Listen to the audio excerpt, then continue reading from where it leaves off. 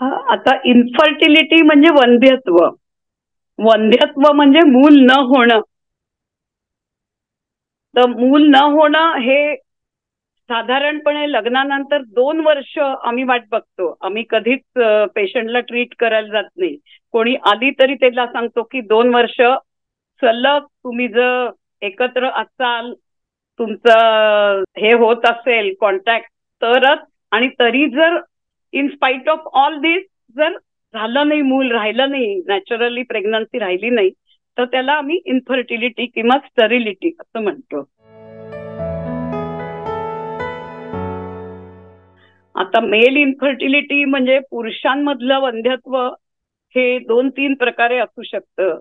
की त्या पुरुषाला एखाद्या वेळेला लहानपणी त्यांची हिस्ट्री विचारावी लागते की लहान असताना त्यांना खेळताना काही तिथे बॉल लागलाय का, किंवा काही इंजुरी झालीये का, ऑपरेशन झालंय का. बऱ्याच मुलांचं लहानपणी हायड्रोसील किंवा काहीतरी अशी हार्निया अशी ऑपरेशन्स होतात. नंतर दुसरं म्हणजे मोठं झाल्यावर किंवा लहानपणी दुसरी एक संसर्गजन्य रोग म्हणजे मम्स म्हणजे गालगुंड त्याला म्हणतो आपण, त्याची हिस्ट्री घ्यावी लागते.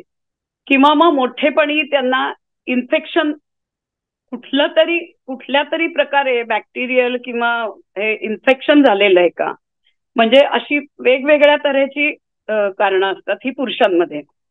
तर आता स्त्रियांमध्ये बघायला गेलं तर स्त्रियांमध्ये अनेक कारणं आहेत. मेन म्हणजे आम्ही रिप्रोडक्टिव्ह ट्रॅक्ट ॲबनॉर्मॅलिटी म्हणजे स्त्रीचा जो योनिमार्ग, युट्रस, गर्भाशय, ट्यूब आणि ओव्हरीज यामध्ये काही प्रॉब्लेम आहे का, तो त्याच्यानंतर त्या अनुषंगाने आम्हाला त्या स्त्रीची पाळीची हिस्ट्री, मासिक पाळी रेग्युलर येते का, मासिक पाळी व्यवस्थित असली तरी ती प्रॉलिफरेटिव्ह किंवा सिक्रिटरी अशी आमच्यात 2 फेजेस असतात. म्हणजे त्याच्यात अंड तयार होतं की नाही, स्त्री बीज तयार होत नसलं तरी काही काही जणींना कंटिन्युअस मासिक पाळी रेग्युलर येते महिन्यांनी.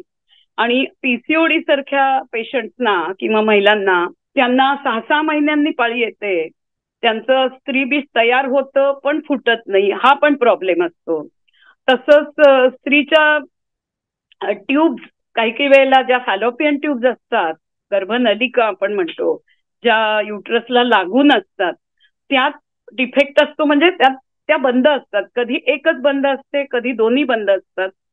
त्याला कारण जी आहेत ती इन्फेक्शन, जनरली सतत होणारी इन्फेक्शन किंवा पाळीच्या वेळेला काही संसर्गजन्य काही रोग झालेले असले त्या स्त्रीला, किंवा अस्वच्छता पाळीच्या वेळेची, त्यांनी खालून वर जंतुसंसर्ग योनीतून वर जातो, ते पण असू शकतं.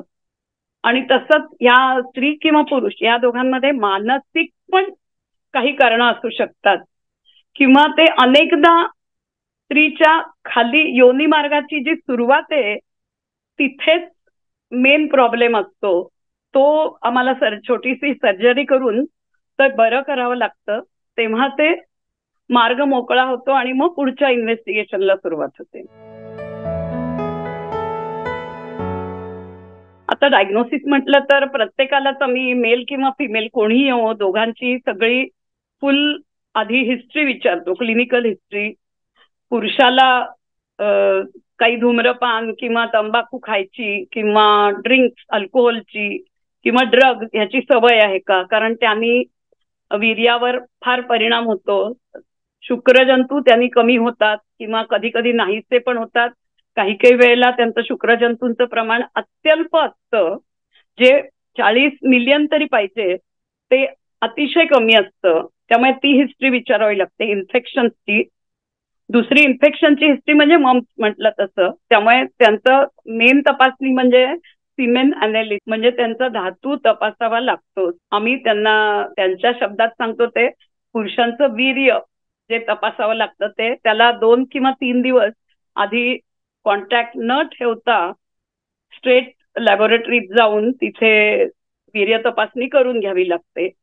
तसंच त्यांना फिजिकल एक्झामिनेशन जी म्हणतो की त्यांचं लिंग बरोबर आहे की नाही, ते बाकी हायड्रोसिल हार्निया नाही आहे की नाही, हे सगळं तपासून म्हणजे फिजिकल एक्झामिनेशन पण करावी लागते. तसंच स्त्रियांना पण योनिमार्गातून व्हाईट स्त्राव जो असतो, सफेद पाणी, बऱ्याच जणींना ही हे असते तक्रार, ते नाहीये ना, किंवा इन्फेक्शन काही नाहीये ना, हिस्ट्री कुठली पूर्वीची. काही काही जणींना आम्हाला त्या सांगतात की आम्हाला दिवस नाही गेले, पण काही जणींना काही वाईट ह्याच्यामुळे एखाद दुसरं अबॉर्शन लग्नाआधी झालेलं असतं, पण त्या येताना बऱ्याच जणी सांगतात की नाही नाही आम्हाला मूलच राहत नाहीये. मग ते त्यांना विश्वासात घेऊन ती हिस्ट्री विचारावी लागते. असे अनेक. आणि बाकी सगळी फिजिकल एक्झामिनेशन झाली की रक्त तपासणी सगळ्यांचीच करावी लागते, की thyroid, blood pressure, cholesterol, sugar आणि कम्प्लीट ब्लड काउंट, म्हणजे त्याच्यात इन्फेक्शन कळतं. अशा सगळ्या निरनिराळ्या तपासण्या आधी करून घ्याव्या लागतात. आणि नंतर एक तपासणीचाच प्रकार म्हणजे आम्ही स्त्रियांमध्ये डायग्नोस्टिक लेप्रोस्कोपी आणि डीएनसी म्हणजे डायलेटेशन अँड क्युरेटाज ही सगळ्यात महत्वाची तपासणी करतो. जेव्हा सगळं बाकीचं ठीक वाटतं आम्हाला, तेव्हा ह्या तपासणीतून आम्हाला स्त्रीच्या बेंबीच्या इथे एक छिद्र करून अंडर अॅनेस्थेशिया आम्ही लेप्रोस्कोपीनी बघतो की आज सगळे स्त्रीचे अवयव ठीक आहेत की नाही. आणि खालून योनिमार्गातून त्याच्यात एक आम्ही औषध टाकून जे रंगीत असतं ते दोन्ही ट्यूब मधून बाहेर येतं की नाही, म्हणजे त्या ट्यूब पण क्लिअर आहेत की नाही तेही कळतं.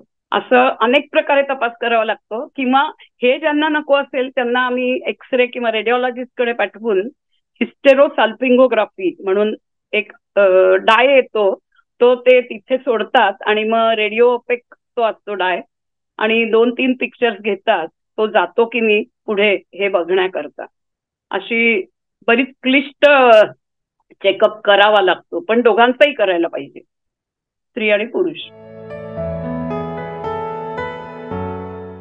ट्रीटमेंट म्हणजे पुरुषांना आम्ही जर कमी काउंट असेल शुक्रजंतूंचा तर त्याप्रमाणे औषधं देतो. आणि सुमारे 3 महिने ती औषधं घ्यावी लागतात त्यांना, आणि त्याच्यानंतर पुन्हा एकदा काउंट केला जातो.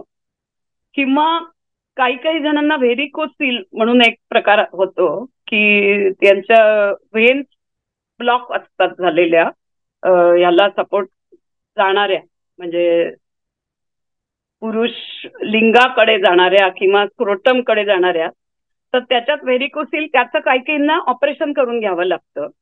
हे झालं पुरुषांमध्ये. काही काहींना फायमोसिस म्हणजे त्याच्याकरता एक साधं सर्कमसिजन जे असतं ते पण करावं लागतं. तसंच स्त्रियांमध्ये हे सांगितलं तसं लेप्रोस्कोपी, डीएनसी हे मेन. म्हणजे डीएनसी म्हणजे आम्ही खाली गर्भाशयाचं तोंड असतं ते काही काहींचं खूप घट्ट बंद असतं, म्हणजे अगदी बारीक इतकं की फक्त त्याच्यातून महिन्याचा स्त्राव जो येतो तेवढा फक्त मासिक पाळीचा स्त्राव येऊ शकतो. पण तेही अंडर अॅनेस्थेशिया भूल देऊन म्हणजे ते मोठं करतो. आणि आतलं हे एंडोमेट्रियम आम्ही आतला स्तर जो असतो तो तपासायला घेतो. आणि ह्याच्याप्रमाणे पॅथॉलॉजिस्टकडे पाठवून जर त्यात काही डिफेक्ट असेल तर ते हॉर्मोन्सच्या गोळ्या देऊन सुधारवता येतं. आता बेबी प्लॅन हे आजकालचं हे प्रकार, पण एरवी जनरली हल्ली काय होतंय, बेबी प्लॅन वगैरे ह्या सगळ्या भानगडीत बाईचं वय जास्त वाढतं. वय वाढलं स्त्रीचं की ओव्हेरियन एजिंग आम्ही म्हणतो, की ओव्हरीज सुद्धा थकतात, कारण त्याच्यातून लहानपणापासून त्याच्यातून एक एक ओव्हा तयार होत असतो आणि ठराविक पाळी सुरू झाली की तो मोठा मॅच्युअर होतं ते फॉलिकल आणि रप्चर होतं. स्त्रीच्या शरीरात ओव्हरीज ठराविकच ओव्हा असतात, ते जर हे झाले, थकले म्हणजे बाहेर पडायचे बंद झाले तर ते हे होतं. म्हणून आम्ही नेहमी सांगतो की at right time you should marry, म्हणजे अराउंड 25, 25-26, फार फार तर 27 पर्यंत लग्न व्हायलाच पाहिजे. आणि 30च्या आधी पहिली प्रेग्नन्सी झाली तर ते जास्त हितकारक असतं आणि स्वास्थ्याला चांगलं, कारण जास्त चान्सेस त्याच्यात नॅचरली प्रेग्नंट व्हायचे वाढतात. पण हल्ली काय झालंय, करिअरमुळे सगळ्याच मुली उशीर व्हायला लागलाय लग्नाला. त्यामुळे आमच्या मते आम्ही स्त्रीरोग तज्ञ सगळे तेच सांगतो की लवकर लग्न करा, वेळेवर विचार करा, 30च्या आत पहिलं मूल होऊ द्या. हे आमचं बोधवाक्य आहे सगळ्यांचं. पण हे हल्ली कोणी पाळताना दिसत नाहीये. कारण 30-32 वय झालं तरी हो अजून करायचंय लग्न म्हणतात. तर हे टाळायला पाहिजे. याच्या उलट ज्या मुलींचं लवकर लग्न होतं त्यांचं उलट होतं की त्यांना अति सारखं पाठोपाठ दिवस राहतात. तेही चांगलं नाही. म्हणून 25 ते 27 हे योग्य वय आहे लग्नाचं मुलीच्या दृष्टीने.